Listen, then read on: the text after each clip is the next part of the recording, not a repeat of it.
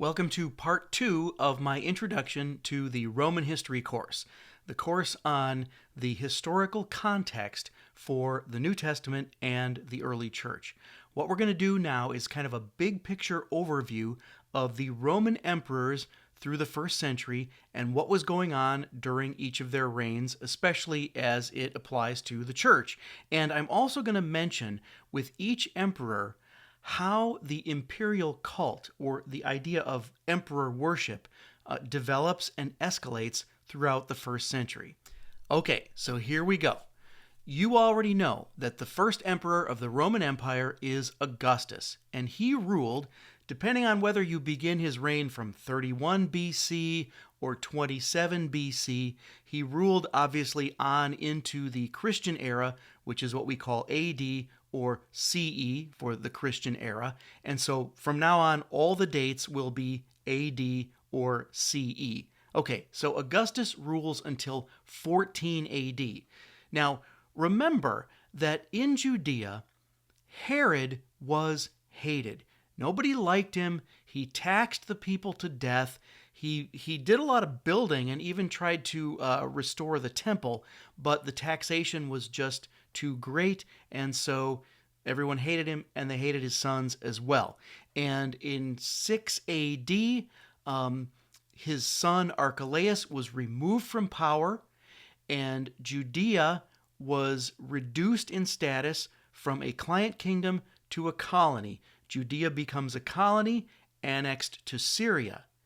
But Galilee remained a client kingdom. And so Galilee continues to be a separate kind of country with its own king. And that was Herod II, or Herod Antipas, the son of Herod I. And so when you read the Gospels and you see that John the Baptizer criticizes a King Herod, and that King Herod has John executed, or you see Jesus meet a King Herod at his trial, that is Herod Antipas, Herod II, king of Galilee, right?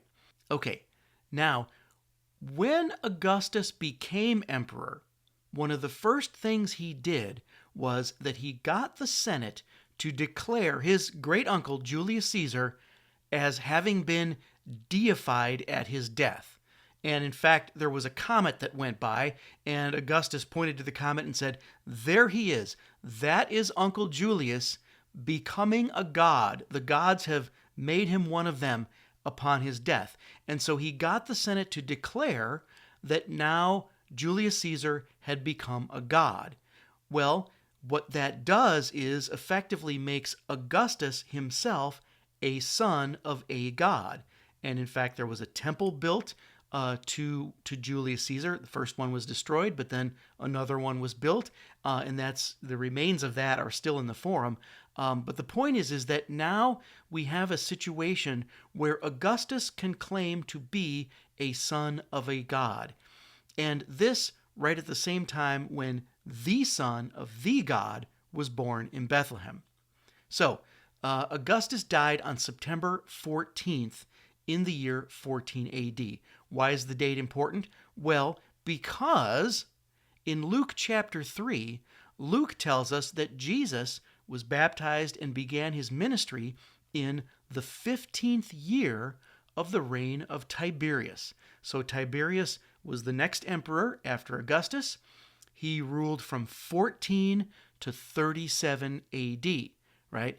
So the 15th year of the reign of Tiberius is from September 14th in the year 29 to September 14th in the year 30. That's how they would reckon the 15th year.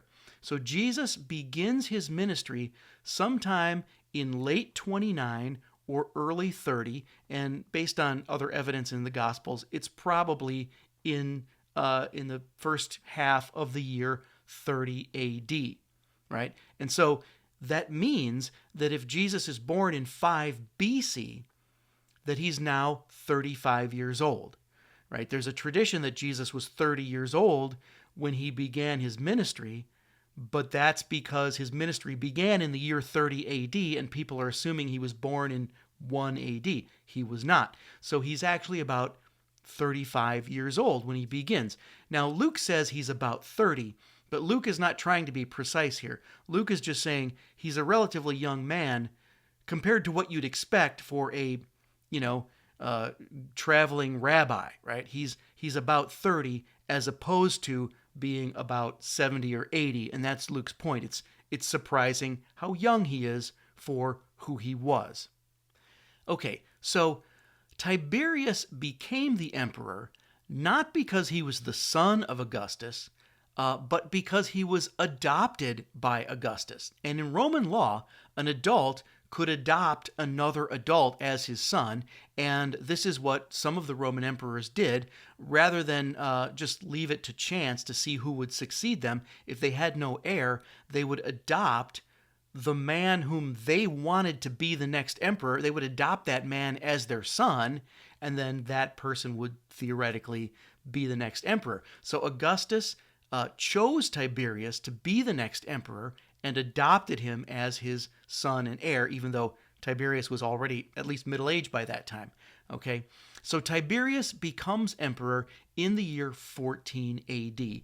And Tiberius is actually responsible for building a lot of the roads and a lot of that kind of infrastructure for the Roman Empire. So when you think of Roman roads, think of Tiberius. But the other thing he did was he gradually took away the power of the Senate. In fact, I think Augustus had already started this. Augustus had already started down this path of less asking the Senate for permission to do things and more giving them a heads up after having already done it, right? And so in Tiberius's reign, even more so, the Senate is losing its power to control the emperor and say what the emperor can and can't do, and more the Senate is becoming just a rubber stamp that the emperor may feel he needs to get to justify his actions, but he's not really asking for permission anymore. Now Tiberius had astrologers in his employ, and his astrologers told him that it was getting dangerous for him to be in Rome, and so from about 27 AD or so, he never went to Rome anymore. He stayed away, and he stayed at his villa on the island of Capri. And if you go to the island of Capri, you can see the remains of his villa are still there. Okay, so now Pontius Pilate, remember, is appointed as procurator in Judea in the year 26. And over the time that Pilate was the procurator of Judea, he made several mistakes that got him in trouble with the emperor. And the Sanhedrin would regularly send delegations to Rome to complain about what was going on and to complain about what Pilate was doing. And Pilate was regularly getting in trouble with the emperor.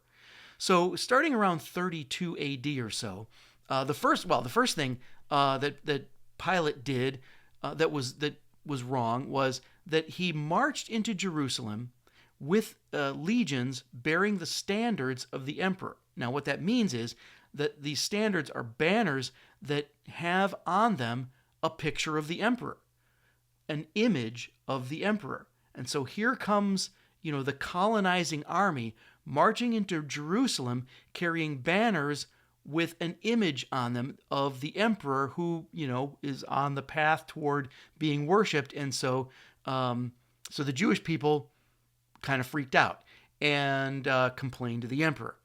The next thing Pilate did was he took money out of the temple treasury. He took money from the Jerusalem temple. Now, he used it to build an aqueduct, so he's probably thinking, what? I built you an aqueduct. But you don't take money out of the temple treasury. Well, then he went ahead and minted his own coins. And he minted coins, and he had on the coins the name of the emperor Tiberius, which is normal in a Roman context. But the emperor's name is as good as an image, and so there were also pagan symbols on the coins, and so again, the Jews complained to Rome. Finally, Pilate decorated the Praetorium, remember Herod's old palace in Jerusalem.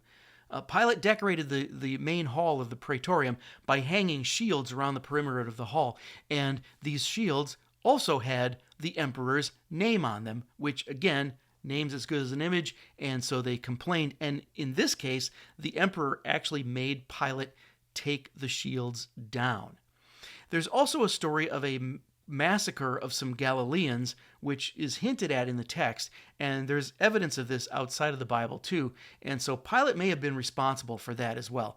And so all of this means that by the time it comes to Jesus' trial, Pilate already has more than 3 strikes against him, 4 or 5 strikes against him. And so when the Sanhedrin, when the Jewish leaders say to Pilate, if you don't have this man executed, then you are no friend of Caesar, right? That's a real threat, because Pilate knows he cannot afford any more complaints against him, and so he caves. Now, the best dating for the trial and crucifixion and resurrection of Jesus would be 33 AD. So that traditional date is probably correct.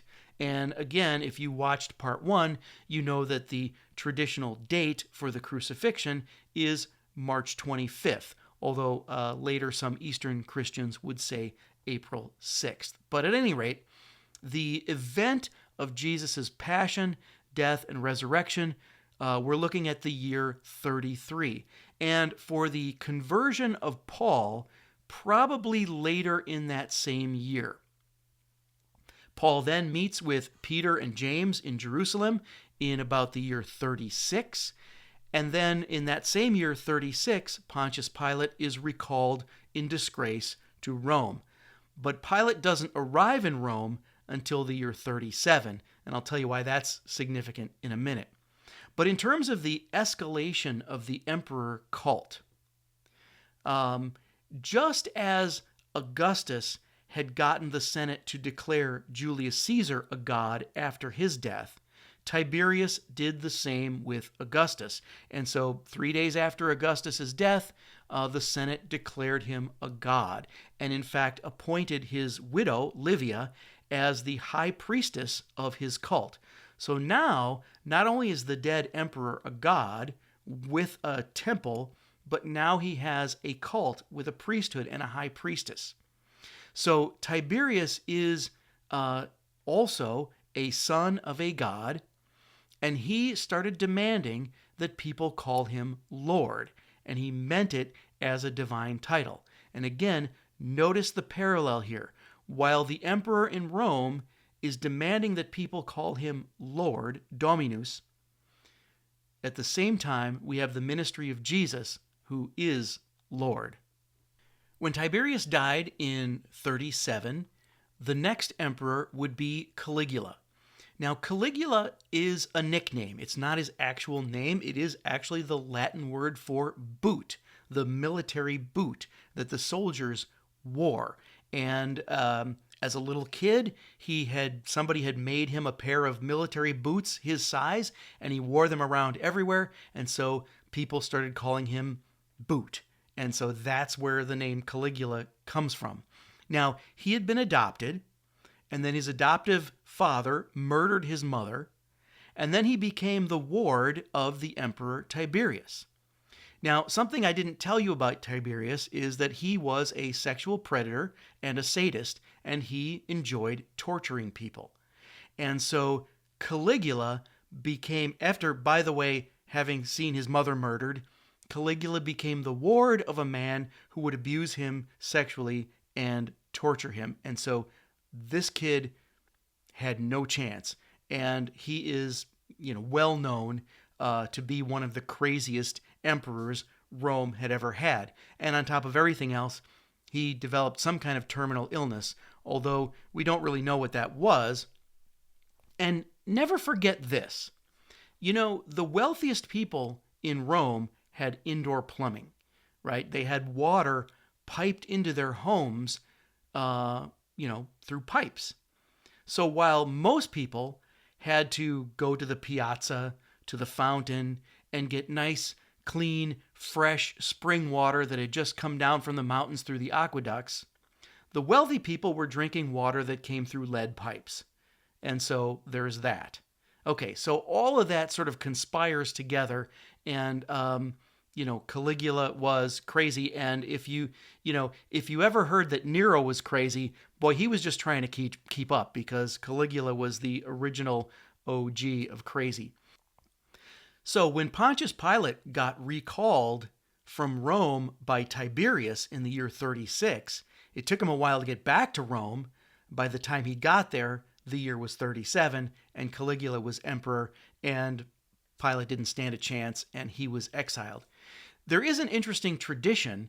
It may be legendary, but there's a story that when Pilate left Judea to be recalled to Rome, his wife didn't go with him because she had become a Christian. And you remember that bit in the gospel about where his wife comes to him and says, "Don't have anything to do with this guy Jesus. I had a dream," right? And so the story is that Pontius Pilate's wife became a Christian. Well, anyway, Caligula's reign was characterized by a lot of what we might call precautionary executions. In other words, he got himself into a vicious cycle of being paranoid about assassination plots, which then led to executing all the people he was paranoid about, which then led to actual assassination plots, which then led to more paranoia, more executions, and the vicious cycle continued. And so he was universally hated. He disrespected the Senate. They disrespected him. He drained the treasury. He persecuted the Jews.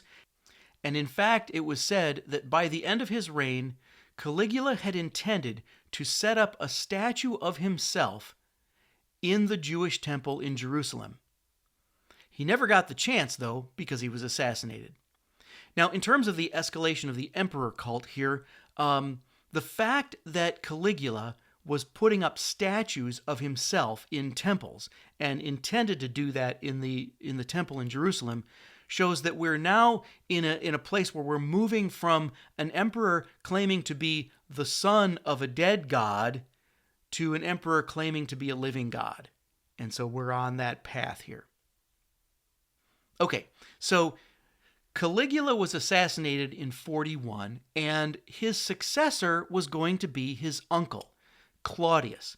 Even though Claudius was older than Caligula, Claudius did not want to be the emperor. And in fact, he had been playing dumb. He had been pretending to be slow or innocent or something, and nobody thought he could reign as the emperor. And he was doing this in part so that no one would kill him to get him out of the way, because there would be plenty of people who would kill him to remove him as an obstacle to them becoming emperor. So he'd been playing dumb all along. But when Caligula was assassinated, the Praetorian Guard found Claudius and proclaimed him emperor. And once Claudius was the emperor, he stopped playing dumb and he stepped up to the job. And he adopted a title for himself, the title of Caesar. Now, up until this point, Caesar is a name. It was the name of some of his predecessors. It wasn't his name, but he adopted it as a name, as a title. And so from that time on, Caesar becomes a title for the emperor. And so he is now Claudius Caesar. Claudius is the one that started up the colonization again. He wanted to expand the borders. But right away it becomes a problem, because the more you expand the borders, the harder it becomes to protect the borders. And so the legions, certainly the auxiliary legions, but even some of the Roman legions, are now reduced to having to stay at the borders and function as border police, and some of them never get to come home. And so instead of having these occasional great military victories where you can have a triumphal parade and the general can parade through the streets of Rome and everyone can proclaim him a hero, well, now the heroes of the Roman people are no longer military heroes, but sports heroes, the gladiators, the jockeys, and the other heroes of the games. Now, I mentioned in part 1 that there was a history in Rome of kicking people out of the city when a group becomes what the Senate might consider a nuisance. And so they kicked out the astrologers at one point, and they kicked out the worshippers of Isis at another point. In 139 BCE, they kicked all the Jews out of Rome for proselytizing, for converting people to Judaism. And that set a precedent, because that would become law, and then later it would be applied to Christians. So in the year 41 AD, Claudius makes a law against Jewish proselytizing. In other words, it becomes illegal to convert to Judaism. But remember that at this time, the Romans don't really know who the Christians are. There are Christians in Rome at this time, but the Romans don't understand that Christianity is separating itself out from Judaism. If they hear about Christians at all, they would assume that they're just a sect within Judaism, like Pharisees, Sadducees, Essenes, Christians, who knows? The Romans didn't really know who the Christians are. Peter himself came to Rome in about 42 or maybe 43, 44 AD, somewhere around there. And in 49 AD, Claudius kicked all the Jews out of Rome.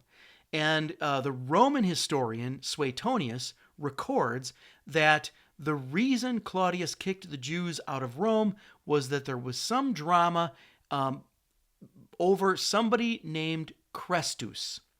Now you see what's going on here. Chrestus could be the name of a slave, and in one translation of it, it can mean something like useful, like a very useful slave.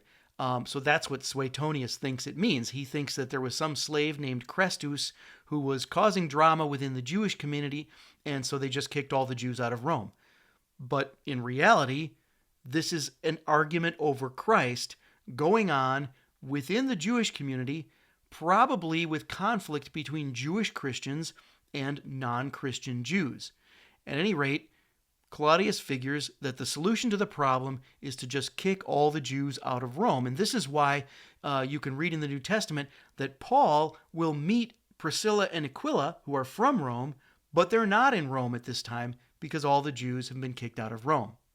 Now, in reality, not all the Jews left Rome. Some of them were slaves and couldn't have. Others just laid low and flew under the radar for a while and didn't leave the city. At this time, Judea becomes a client kingdom again, and Claudius makes a man called Agrippa the king of Judea. Now this Agrippa, he's not a Roman, but he takes a Roman name. Agrippa is the name of a prominent Roman family, so he sort of adopts this important Roman name as a way to elevate his own status, and obviously the emperor allows him to do this, and because the emperor is making him the king of Judea. Now Agrippa, this is Agrippa the First, he's the one who has the apostle James the son of Zebedee, executed in the year, again, about 42 to 44 AD. So this is right around the same time that we lose track of Peter in the book of Acts. Peter disappears from the book of Acts, and that's when he ends up in Rome, and the apostle James is executed at about this same time. Later in that same year, or by the end of 44, Agrippa dies, and Judea reverts again to a Roman province. But by the end of the book of Acts, when you read like in chapters 25 and 26 of Acts, and you see Paul meets an Agrippa, that's actually Agrippa the Second. That's the son of Agrippa the First. Okay, so Paul begins what we refer to as his first missionary journey in about the year 47. Then we have the Jerusalem Council in about 50 AD, and then Paul begins his second missionary journey later that year in 50. And Paul's earliest letters, the letters to the Thessalonians, are written in 51, 52 AD. Paul begins his third missionary journey in 53. Mark's gospel is written in the 50s, or at the very latest, in the early 60s. Now, when it comes to dating the documents of the New Testament, I'm going to give you the most reasonable dates for the documents of the New Testament. Now, a couple of things about that. First, I am aware that scholars will disagree with me on some of these dates.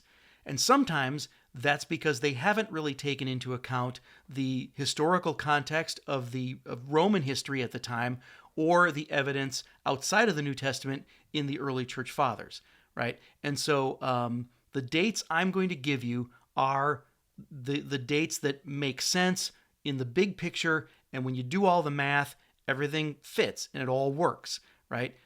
Sometimes you will hear scholars who want to date things as late as they possibly can, but that is the result of a bias on their part.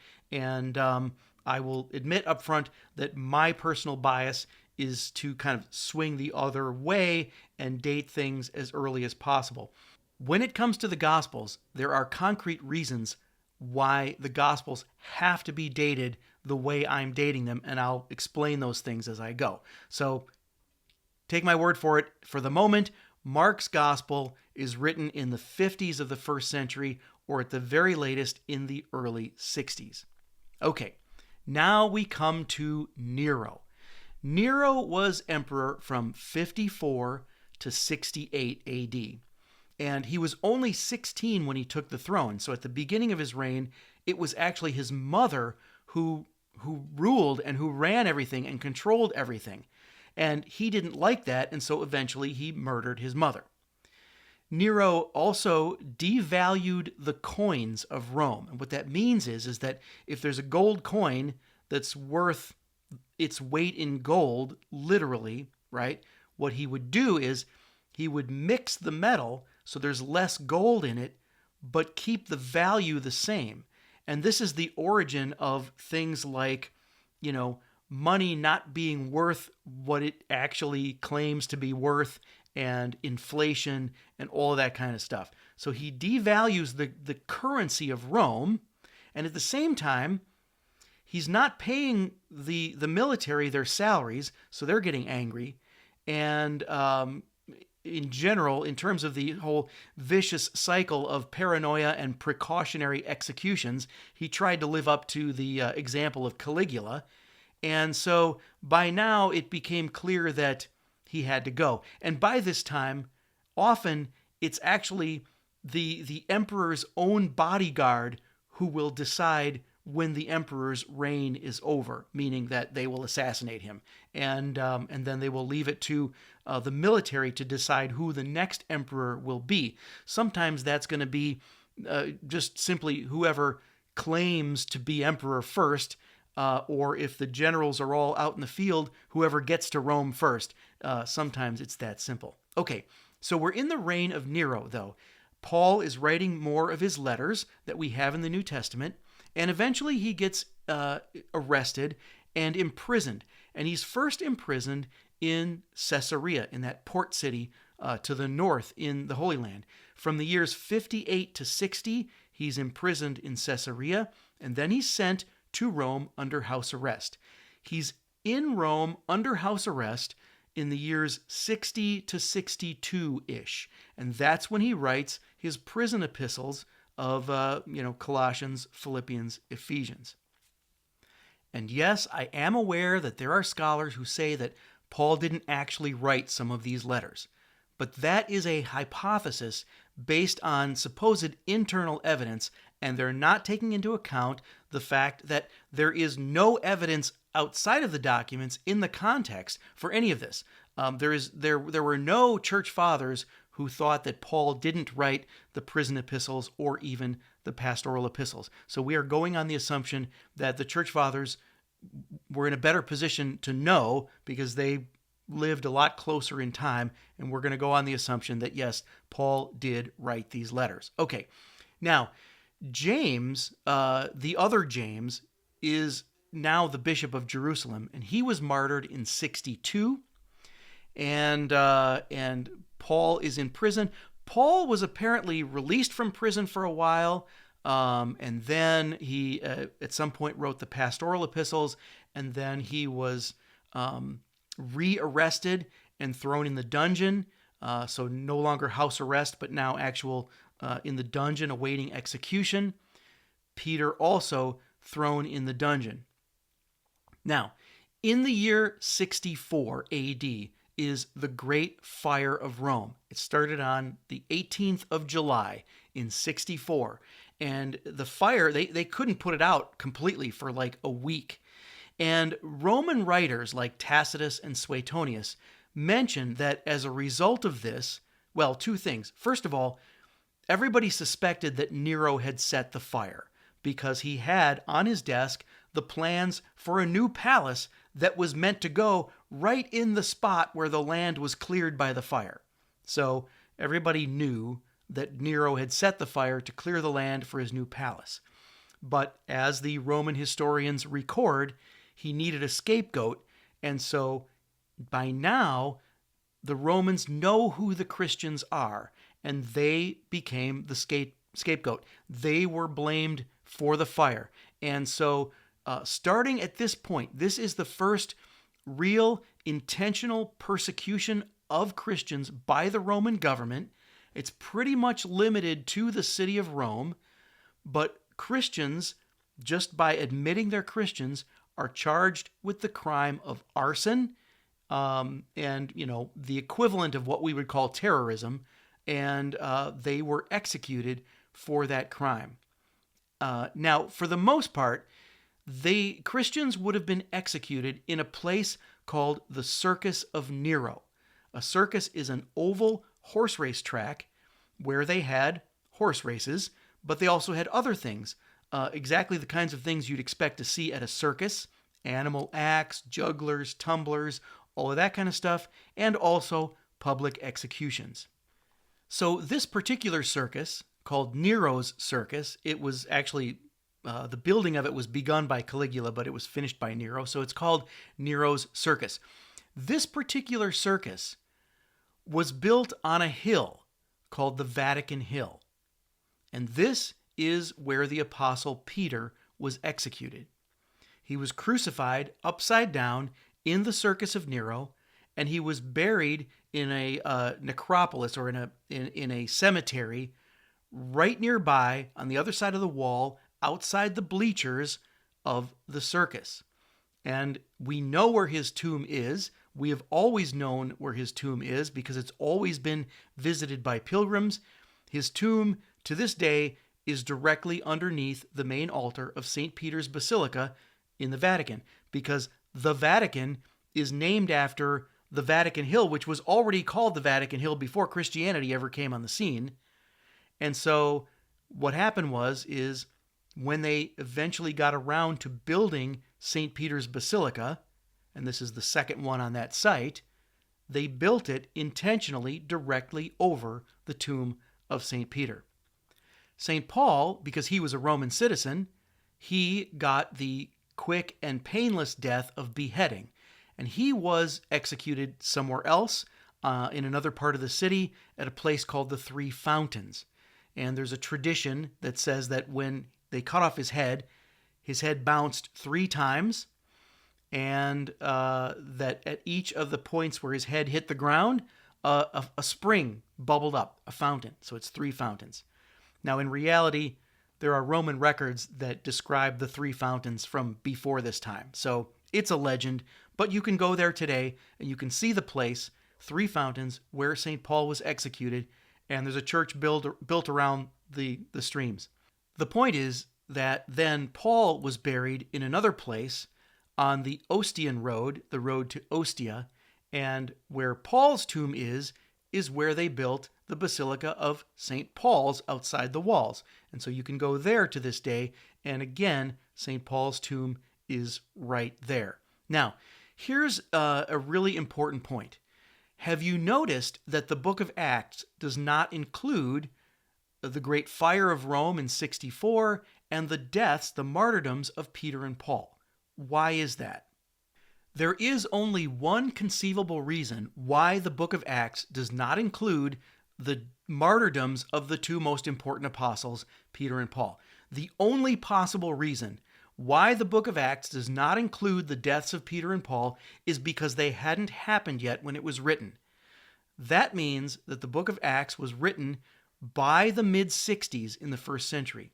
And Acts was written after Luke, so Luke had to be written before that, and Mark had to be written before that. And so this is the hard evidence that I was talking about earlier for the dating of the Gospels that I'm talking about.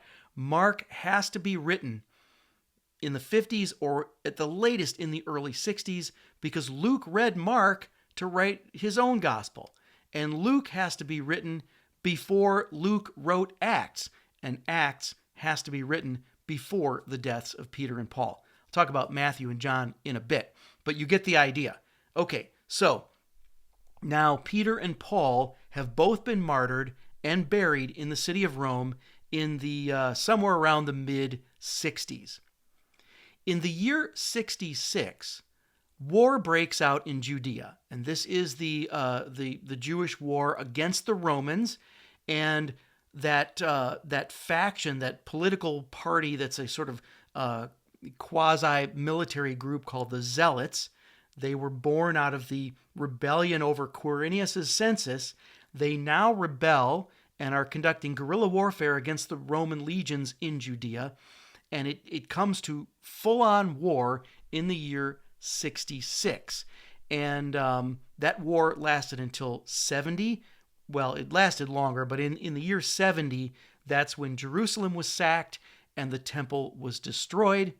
And war went on a little bit longer. I think Masada fell in 73, right? But the point is, if you do the math, those of you who maybe have read the book of Revelation, if you do the math, that war from 66 to 70 lasted 3.5 years.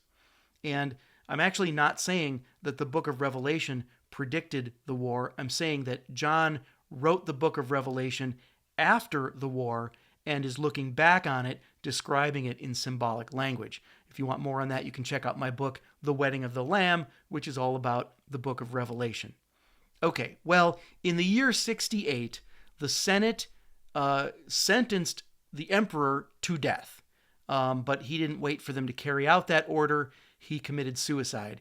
And Nero's suicide set off a year of civil war with a succession of 4 emperors in 1 year. So within that year 68 to the beginning of 69, we have Galba, Otho, Vitellius, and then Vespasian. And I'm going to talk about Vespasian in a second.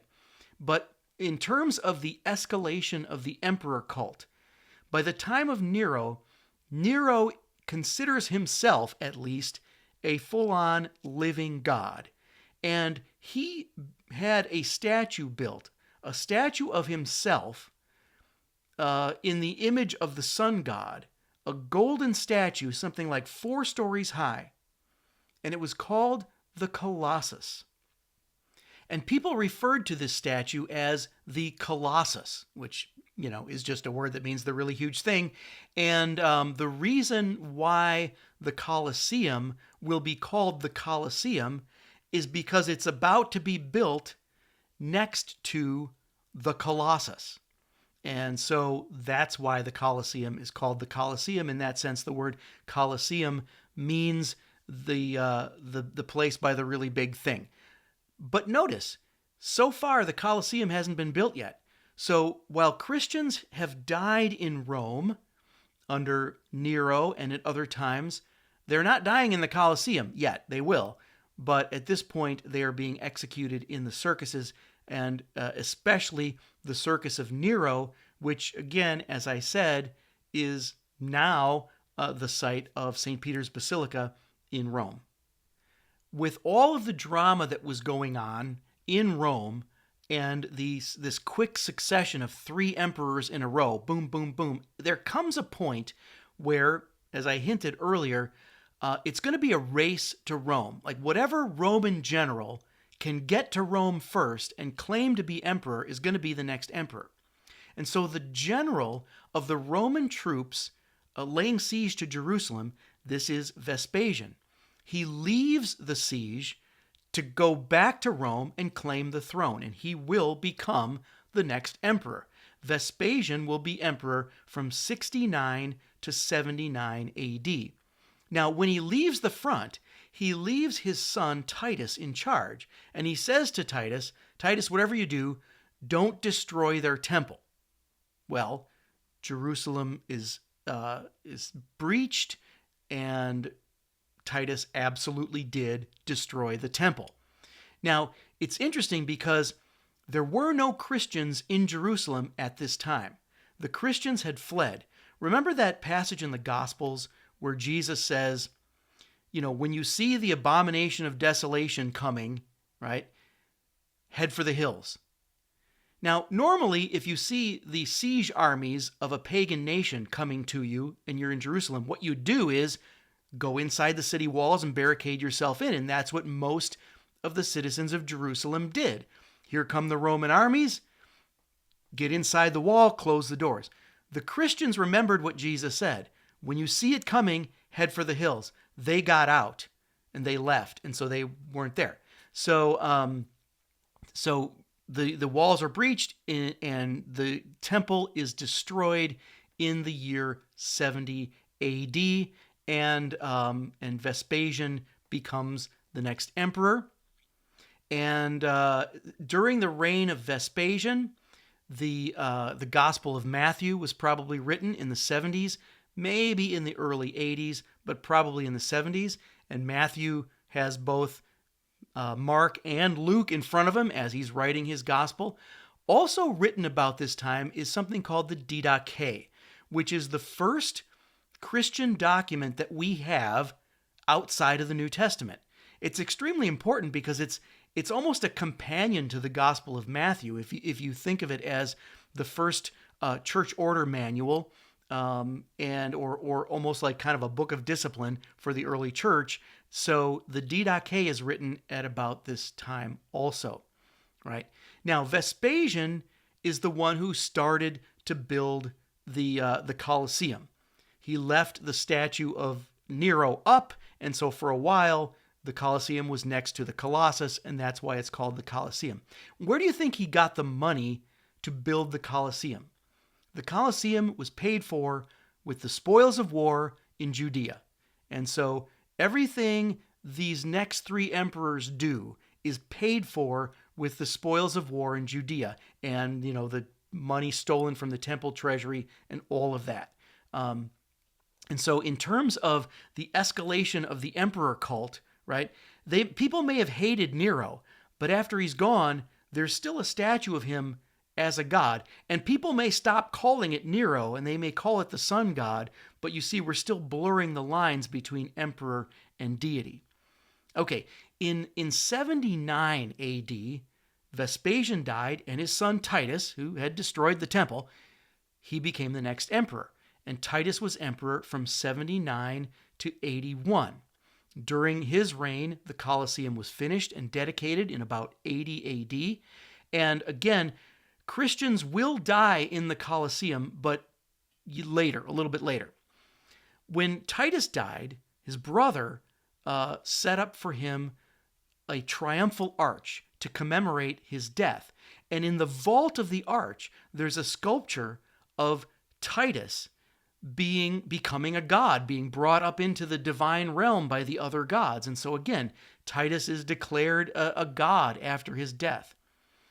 Also in the Arch of Titus, in the relief sculptures on the side, is a sculpture of the triumphal procession that came back from Jerusalem with the spoils of war after the war in Judea.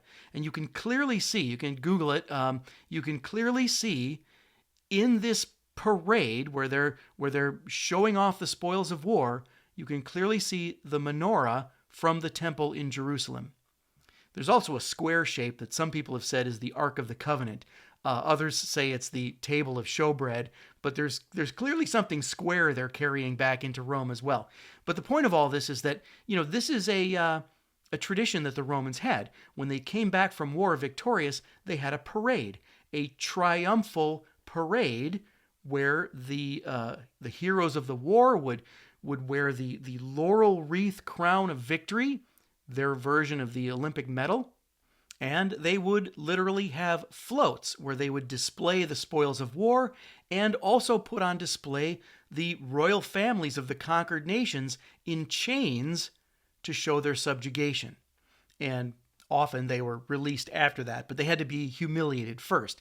And so, when you hear that Jesus on that first Palm Sunday had a triumphal entry, right? Know that Jesus is intentionally subverting the Roman tradition of the triumphal parade, the victory parade, right? A Roman general rides into the city in triumph on a white horse, a war horse. Jesus rides in on a donkey, an animal of service, right? So Jesus is intentionally reversing that. So that's very interesting. Okay. In the year 81, Titus's brother, the other son of Vespasian, becomes emperor, and he's emperor from 81 to 96. By now, emperors just completely ignore the Senate, and these Flavian emperors, the Vespasian, Titus, and Domitian, they're not even Roman, they're not even Italian, so they're seen as outsiders. They have no respect for the Senate, and Domitian is famous for building another circus. He built what's called the Circus of Domitian, or sometimes the Stadium of Domitian. Now, if you go to Rome today, it's known as Piazza Navona.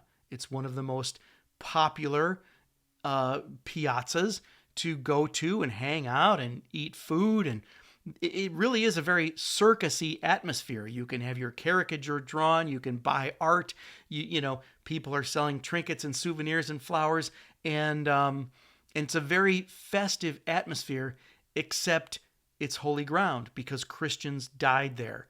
And it was once a circus where they held public executions. And you can see that because the piazza or square is not square. It's shaped like an oval. And because the Piazza Navona is built on the foundation of the Circus of Domitian. Domitian renewed and enforced the ban on conversion to Judaism, and he also picked up on something that had started earlier, which was to demand pagan sacrifices, that is, sacrifices to the gods who were supposed to protect Rome, for anyone who was suspected of being unpatriotic.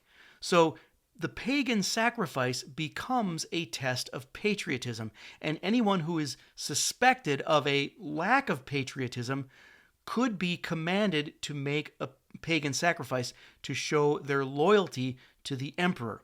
You can already see here the blurring between patriotism and religious devotion, between citizenship and membership in some cult.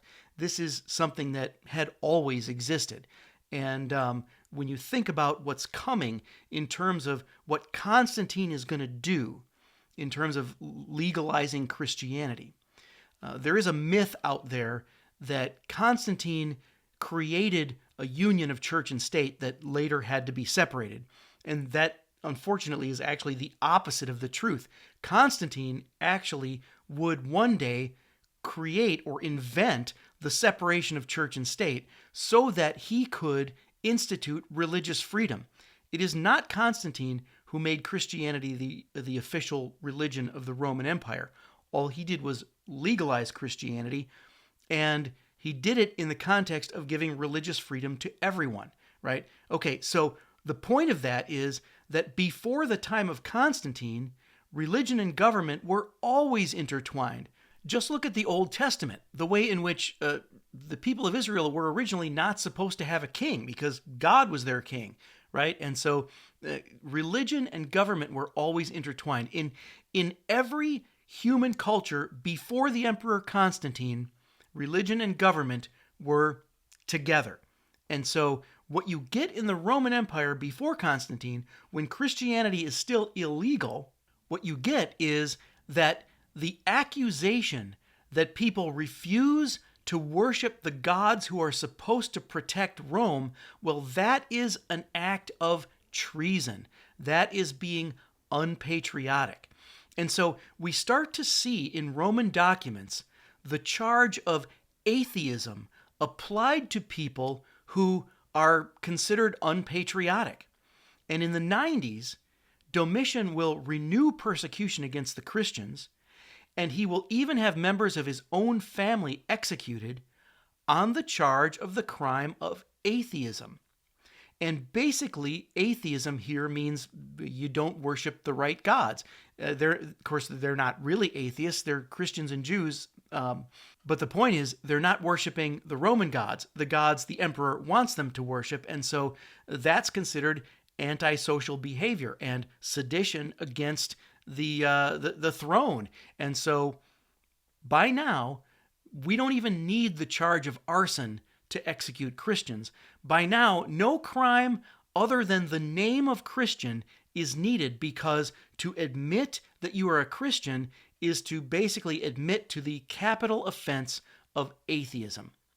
Okay, so in this context, when persecution is being renewed by the Emperor Domitian, we have two documents that are written around the same time. One is a letter called First Clement. It's a letter by Bishop Clement of Rome written to the Christians in Corinth. And that is our second of our early Christian documents that aren't in the New Testament. The other document is the book of Revelation, written in the year 95 AD. And interestingly, although there's some debate over this, the book of Revelation is the one book in the New Testament that we can really date with some precision because of what was going on in the context, right? The year 95 is about the only time when you get a window between when Domitian started up the persecution again, and then he dies in 96, and the next emperor doesn't really persecute as much, and so it's right in this window of time. It's got to be written in the year 95. And by the way, if you were to take a coin from this time in the Roman Empire, a Roman coin, and if you were to look at that coin and look at what is inscribed on the coin, the names and titles of the Emperor Domitian, and if you were to take, you have to know the abbreviations for some of the imperial titles, but if you were to take it as it was written on the coin and turn those Greek letters into numbers, guess what it adds up to? 666. Of course it does. So when John writes the book of Revelation and he says the number is a man's name, that man is the emperor at the time, Domitian. Well, Domitian was assassinated in the year 96, and the plot was led by his wife. And after he was assassinated, his memory was condemned, which is actually an official act by the Senate, damnatio memoriae, the damnation of one's memory. And what that means is then somebody goes out and chisels his name off all the monuments. And you can even see examples of this still to this day in Rome, where his name is chiseled off the monuments. Now, Domitian is interesting because in terms of the escalation of divine claims by these emperors, Domitian had demanded that people call him, in Latin, Dominus et Deus, Lord and God. And once again, notice the parallel, because just while Domitian was demanding that people call him Lord and God, John writes his gospel, which tells us that Thomas, upon seeing the risen Christ, said, "My Lord and my God." So while the real Lord and God, right, is being written about in the Gospel of John, here Domitian is demanding to be called Lord and God. So that brings us pretty much up to the end of the first century almost, and the end of the New Testament period. I want to say just a few words now about the persecution of Christians, and then we will follow this through as we go through the centuries of the church. In the context of persecution, we can already see, even before the Christian era, the use of pagan sacrifices as a test of loyalty for an empire. And in fact, if you read in the book of 2 Maccabees, look at 2 Maccabees 2, chapter 2, chapter 6, chapter 7, and chapter 15, you will see this. You'll see persecution against Jews in this case. You will see sacrifices used as a test of loyalty for the conquering empire. You will see the Maccabean martyrs in chapter 6 and 7. And so you'll see this account of the Maccabean martyrs, which may be sort of lying behind the early Christian accounts of Christian martyrs. And we know about the martyr acts. And if you took the introductory course, History 1, you've read some of that, and so you understand that. But the point is that we can already see in the books of the Maccabees that one of the reasons why the martyrs could have the courage to face death and to refuse to make these loyalty sacrifices, right, is that they hoped for resurrection. And you may be familiar from the Gospels with the idea that there was some conflict between the Pharisees and the Sadducees, right, over the question of resurrection.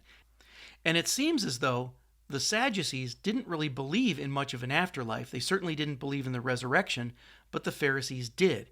And these kinds of divisions, these conflicts between the Pharisees and the Sadducees, actually emerge in that Maccabean period when they become kind of political parties as well as religious factions.